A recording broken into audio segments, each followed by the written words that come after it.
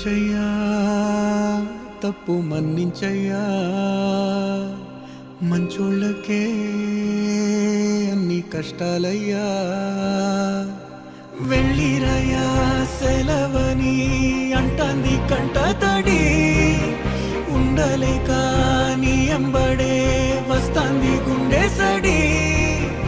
గురుదేవుడికా ఇంతటి శోకం వెలివేసినదా పాపపు లోకం.